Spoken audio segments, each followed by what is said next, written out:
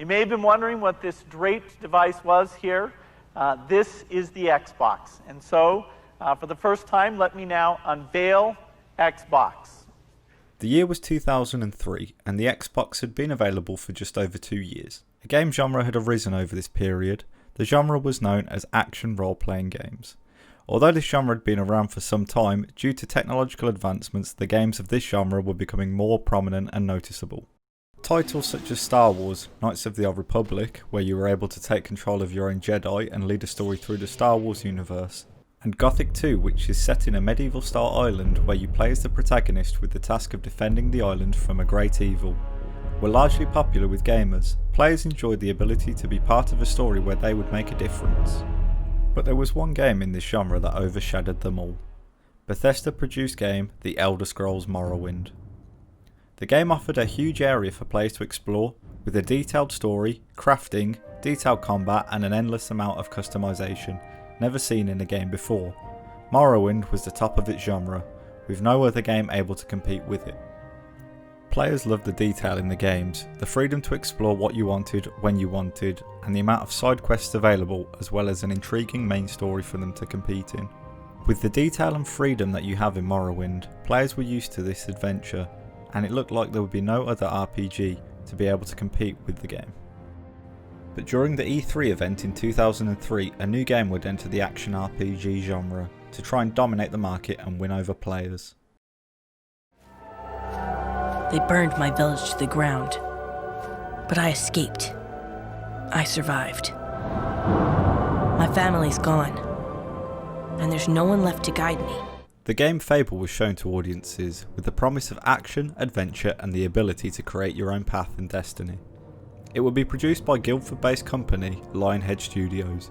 They had previously produced Black and White, a god game which had been released in 2001 on the PC platform and received overwhelming reviews, with the game selling 300,000 copies in the UK alone. Lionhead were confident with the progress of Fable, and leading the promotional interviews was managing director Peter Molyneux. He carried out a series of interviews discussing what Fable was and what players could expect. He stated in an interview that players could compete against AI heroes who would try and complete quests before you, and the use of weapons such as knives, daggers and shurikens, as well as a detailed system where the hero's body would constantly change over time. Although these promises were far-fetched and many of the features that Molyneux stated would not be added into the game, Fable was well received, gaining a score of 85% on gaming review site Metacritic. The game would go on to win more than 50 awards and became Xbox's quickest selling title. Players enjoyed the open world, the detail of its setting and characters, the quirks of its British tongue-in-cheek style, as well as an interesting combat system and the accompaniment of a score produced by Russell Shaw and Danny Elfman.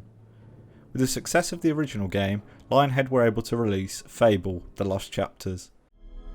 I have returned, after an eternity away from you all. Jack of Blades is back. An enhanced version of the original game, with added content including areas, quests and weapons. The Fable franchise was a roaring success, with a large fan base dedicated to the franchise. Welcome, child. Your story is waiting. The world that was has changed. During E3 2006, the first trailer was released for Fable 2. The game would again be produced by Lionhead Studios, and the game was scheduled for a 2008 release on the next generation console, the Xbox 360. In charge of Fable 2's production was Lionhead's creative director Peter Molyneux, who had previously led Fable 1's development.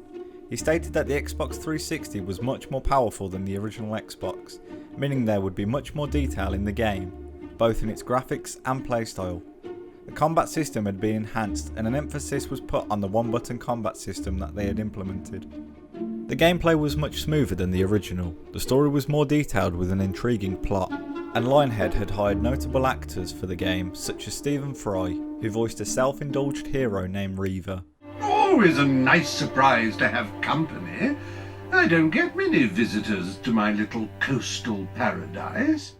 And Zoe Wanamaker, who voiced Teresa, the blind seer who guides you through the game. Fable 2 was a huge success, scoring 89% on Metacritic and selling 3.5 million copies.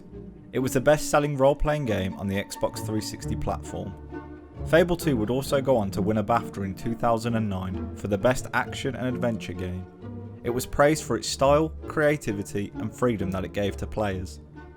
It still had its quirky feeling with its subtle comedy and British sarcasm.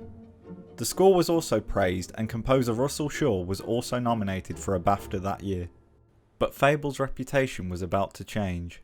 The series would take a downfall, and its slow decline would all start with its next instalment in 2010.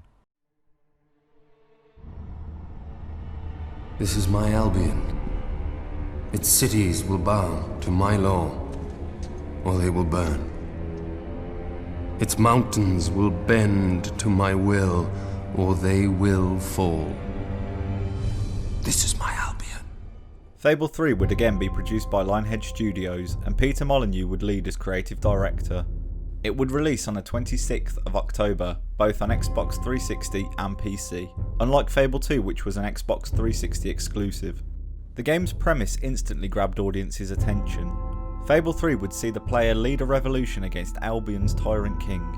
They were told each decision they would make would have a meaningful impact on their revolution, and the promises they made to their followers would have to be honoured, or they would face ruthless repercussions.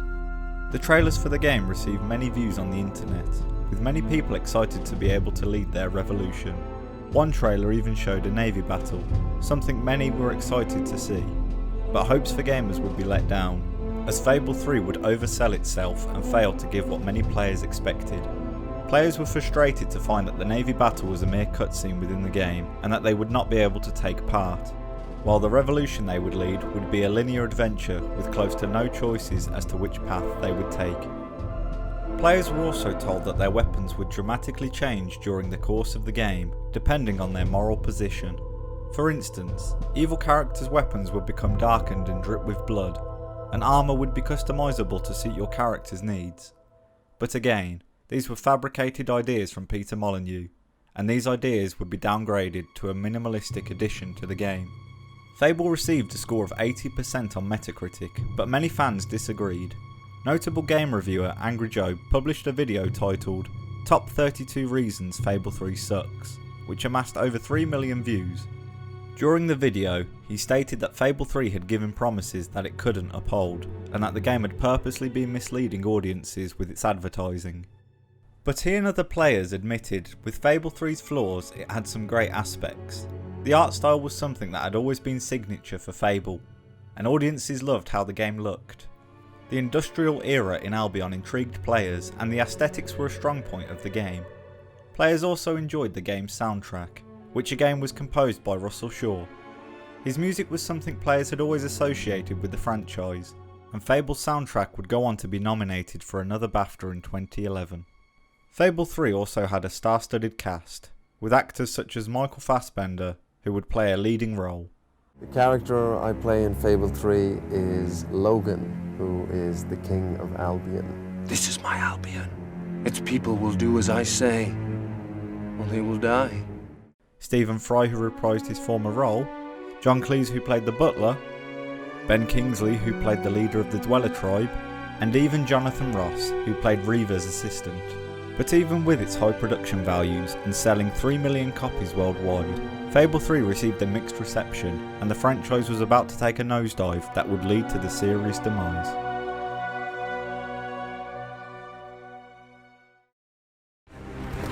A new darkness threatens to consume Albion.